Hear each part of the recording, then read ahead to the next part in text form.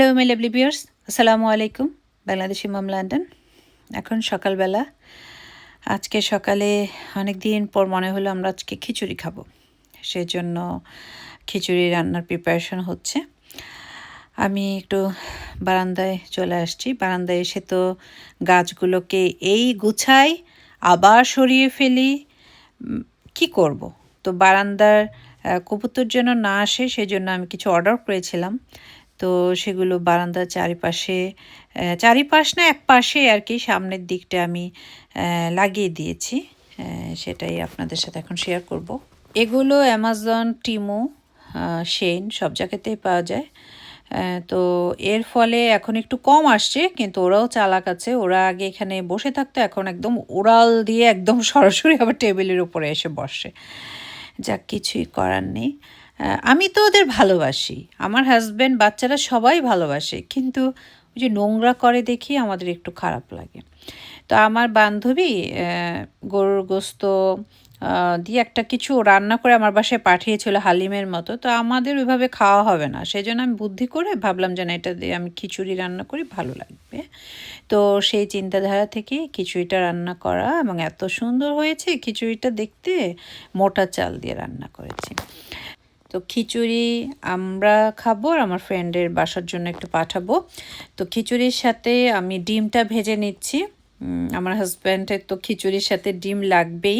আসলে খিচুড়ির সাথে পেঁয়াজ, মরিচ, ধনেপাতা দিয়ে ডিমটা করলে কিন্তু ভালোই লাগে। আর আয়াস, আদিয়ান, আদ্রিতা ওরা সবাই পছন্দ করে। তো খিচুড়ি খাওয়ার পর আমি একটু গ্রিন এস্টেটে যাওয়ার চিন্তা করছিলাম। আজকে আমার হাজব্যান্ডের ফ্রেন্ডের ওয়াইফ, বাচ্চারা আসবে বেড়াতে, স্কুল হলিডে। তো বললাম যে না, আজকে আসলে ভালো হয়। অনেক দিন ধরে ভাবছিলাম ওনারা আসছে না কেন এখনও। তো চা চুলায় দিয়ে দিলাম। তো আমাদের জন্য আমি যে কাপটা কিনেছিলাম সেটা আবার একটু চেঞ্জ করেছি, মানে আরও এক সেট কিনেছি, দুটোতে এক সেট। তো দুটো আমাদের জন্য রেখেছি আর দুটো রেখে দিয়েছি যে আমি কাউকে গিফট করব। আমার খুব ভালো লেগেছে কাপগুলো দেখে। চা রেডি হয়ে গেল। আমার হাজব্যান্ড তো এখন মানে চা খাওয়া ছেড়ে দিয়েছে, কিন্তু ছুটির দিনগুলোতে তার চা খেতেই হবে। বলে যে না, তোমার হাতের দুধ চাটা না খেলে ভালো লাগে না। আর আমি তো মানে ওকে সঙ্গ দেওয়ার জন্য একটু খাবই। তো বানিয়ে নিলাম। এখন সিটিং রুমে বসে টিভি দেখা, চা খাওয়া, তারপর আমাদের একটু গ্রিন এস্টেটে যাওয়া। ভাবিরা আসবে তো, তাই ভাবছিলাম যে একটু গ্রিন এস্টেটটা ঘুরে আসি, ভালো লাগবে। আজকে আমি ভেবেছিলাম যে একটা মুভি এসছে নেটফ্লিক্সে, অনেক দিন ধরে ভাবছিলাম যে দেখব। তো আজকে কি একটু দেখব কি না। তো গতকাল রাতে একটু দেখেছি, এখন মনে হচ্ছে তাহলে এখন আরেকটু দেখি, তারপর পরে আবার দেখে নেব। আমি তো আবার একটা মুভি 3, 4, 5 দিন, 1 মাস ধরেও দেখি, মানে একসাথে বসে শেষ করে দিই তা কিন্তু না। তো মুভিটা ভালো লাগছিল, অন্যরকম একটা কাহিনী। আর যারা অভিনয় করেছে খুব ভালো অভিনয় করেছে আমার মনে হয়েছে। মানে এই বয়স্ক লোকটা, উনি মানে তার সেই অতীত ভুলতে পারছে না। এমনি তো ওনার সংসার আছে, সব আছে, কিন্তু অতীত ভুলতে পারছে না, সেই নিয়েই স্টোরি। আর নাসরুদ্দিন শাহর অভিনয়টা খুব ভালো লেগেছে। তো আমরা রেডি হয়ে এখন গ্রিন স্ট্রিটের দিকে যাব। আমার একটু কেনাকাটাও আছে, আর আমার বাচ্চাদের আজকে আই টেস্ট আছে। যেহেতু স্কুল হলিডে প্রায় শেষের দিকে, তাই আমি মানে যেগুলো ইম্পর্টেন্ট কাজ, কারণ দেখা যায় যে ফ্রাইডে ছাড়া যদি অন্য দিন ওদের কোনো অ্যাপয়েন্টমেন্ট থাকে, আমি ওদের নিয়ে যেতে পারি না, কার পার্কিং থাকে না, আর আমার জব থাকে, এটা হচ্ছে সবচেয়ে বড় কথা। তো আজকে সব কিছু মিলে হয়ে গেছে। তো ওদের প্রথমে আই টেস্ট করানো হলো। আয়াজের চোখের অবস্থা আলহামদুলিল্লাহ একটু ঠিক আছে, কিন্তু আদিনেরটা আবার একটু বেশি পাওয়ার লাগছে, কারণ আয়াজকে গেমস খেলাটা থেকে বিরত রাখা হয়েছে, কিন্তু আদিয়ান স্টিল খেলছে, সেজন্য চোখের পাওয়ারের এই অবস্থা। তো ওদের গ্লাসগুলো অর্ডার করে দেওয়া হলো। আমি গ্রিন সিটে গিয়ে শুধু একটা দোকানে গিয়েছিলাম, একটু মানে লাউ শাকের সাথে সিম দিব, সেজন্য সিম কিনবো সেজন্য। আর একটু হাবিজাবি, দেখা যায় একটা শপে গেলে না অনেক কিছু মনে হয়ে যায় যে এটা নিই, এটা নিই। একটু আদা রসুন পেস্ট নিই। একটা সময় তো আদা রসুন বাসায় পেস্ট করে খেতাম, এখন আর সেই ধৈর্যটা হয় না, কারণ বয়সের সাথে সাথে নিজের ভালো লাগাটাও কেমন যেন শেষ হয়ে যাচ্ছে দিনে দিনে, যে না আর ভালো লাগে না এই কাজ বা এত পরিশ্রম এই সে ইত্যাদি। তো আমি মরিসনেও কিছু কেনাকাটা করলাম। আসলে গেস্ট আসতে নিলে মনে হয় যে এইটা নাই সেইটা নাই। তো মোটামুটি যা যা রান্না করব সেগুলো তো আগেই ভিজিয়ে রেখেছিলাম। আজকে ভাবিরা বলেই দিয়েছিল, মানে ভাইয়ার সাথে আমার হাজব্যান্ডের যখন কথা হয়েছে যে ওনারা পোলাও এগুলো খেতে চাচ্ছে না, তাই আমি একটু ভাতের আইটেম বানাচ্ছি। আমি হাড় চিকেন নিয়েছি, গরু গোস্ত নিয়েছি, আমি লাউ রান্না করব। এখানে ডাঁটা দিয়ে, আলু দিয়ে, অল্প মিষ্টি কুমড়া দিয়ে বড় চিংড়ি মাছ রান্না করেছি, বাঁধাকপি ভাজি করেছি, মাছ ভুনা করেছি, লাউ শাক সিম দিয়ে কিনেছি। আর গ্রিন শিটে গিয়েছিলাম সিমটা কেনার জন্য, যে সিম ছাড়া তো ভালো লাগবে না। আর এই লাউ শাকটা হচ্ছে যে আপা সেদিন দিয়ে গেল, সেই লাউ শাক। আমার বাসায় আসলে অত শাক ওরা খেতে চায় না, আমি একা মানুষ, একা খাই। শাক রান্না করলে দেখা যায় ওরা একটু, আমার হাজব্যান্ড একটু খায়, ওরা খেতে চায়। তো সেই লাউ দিয়ে আপা যে এনেছিল, আর ডিম দিয়ে রান্না, আমার হাজব্যান্ডের খুব পছন্দের একটা খাবার, বললো এটা আবার রান্না করো। তো রান্না করছি, আশা করি আমার গেস্টরাও পছন্দ করবে।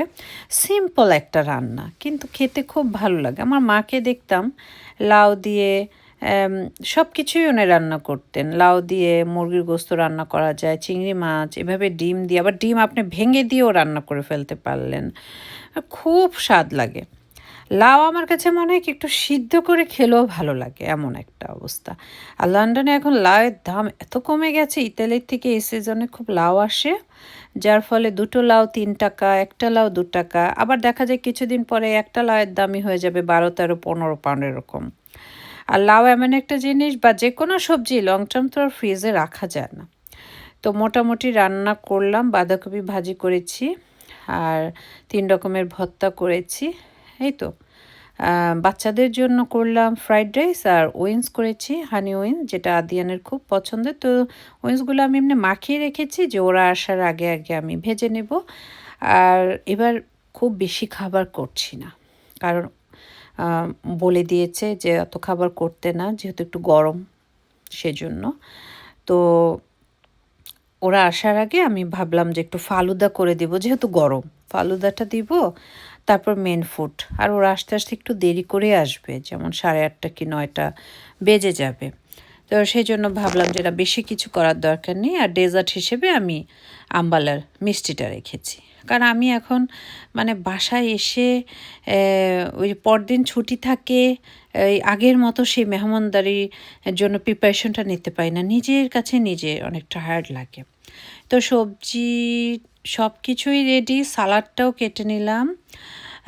তো এখন উইন্সটা ভেজে নেওয়ার পর অপেক্ষায় থাকি ভাবিদের জন্য।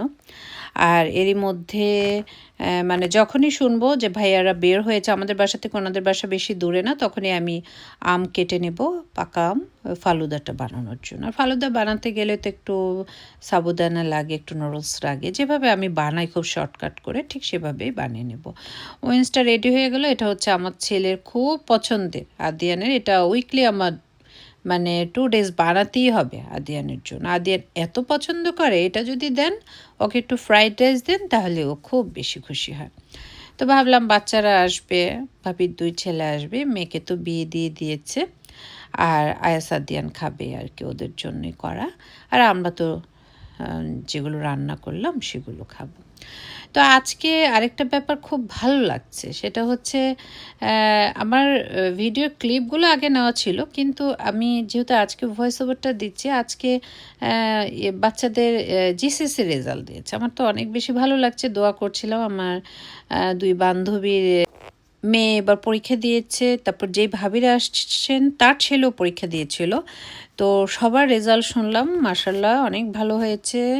আমার কিষানি বান্ধবী নাসরিন, ওর মেয়ে দিয়েছে, ও ওয়ারেসলি খুব ভালো রেজাল্ট করেছে। আমার বান্ধবীর সাথী, ওর মেয়েও পরীক্ষা দিয়েছিল, ও মাশাল্লাহ ভালো রেজাল্ট করেছে। আর ভাবির ছেলে হানাব, ও ভালো রেজাল্ট করেছে। বাচ্চাদের রেজাল্টের মানে শোনাটা আমার কেমন যেন ভালো লাগা কাজ করে। মানে আমি সবসময় জিজ্ঞেস করি কে কে পরীক্ষা দিয়েছিল আত্মীয় স্বজনের মধ্যে, আমার শুনতে খুব ভালো লাগে যে যে ভালো করেছে, বাবা মা তো কষ্ট করে ওদেরকে পড়িয়েছে, ওরা ভালো করেছে। তবে ভালো রেজাল্ট, তারপর ভালো করা, এগুলো আমার কাছে মনে হয় কি তকদির। অনেক বাবা মা দেখবেন অনেক চেষ্টা করে, ভালো করে না। আবার অনেক বাবা মা চেষ্টা খুব কম করে, মানে বাচ্চাদের উপর ছেড়ে দেয়, বা স্কুল যা পড়াচ্ছে তারা অনেক ভালো রেজাল্ট করে ফেলে। তো নেক্সট ইয়ারে তো আয়াস পরীক্ষা দিবে। আয়াসকে নিয়ে আমি খুব বেশি আশাবাদী না, কারণ ও একটু কোয়াইট, ও নিজে নিজে পড়াশোনাটা করতে চায় না। তারপরেও আল্লাহ ভরসা, আল্লাহ ভালো মানুষ বানাক, নেখায় দিক, সেটাই চাই। তো ভাবিরা চলে আসছে, ওনাদের আমি ফালুদা দিয়ে এসে তারপর এগুলো টেবিলে দিয়ে দিলাম। তো সবাই নামাজ কালাম শেষ করলো, এখন সবাই খাবে। তো রেডি আমার খাবার। বাচ্চারা ফ্রাইড রাইস আর উইংস নিয়ে নিয়েছে, ওরা টেবিলেই বসে খাবে। আর ভাবি আমাদের জন্য অনেক কিছু নিয়ে আসছে, সাথে তার গার্ডেনে অনেক সবজিও নিয়ে আসছে। তো আমার কিছুদিন পরপরই সামার আসলে বিভিন্ন ফ্রেন্ডের বাসার থেকে, আপার বাসার থেকে এরকম খাবার চলে আসে। জিসিএসসিতে যাদের আজকে রেজাল্ট হয়েছে তাদের ভবিষ্যতে অনেক অনেক সফলতা কামনা করছি। আল্লাহ হাফেজ।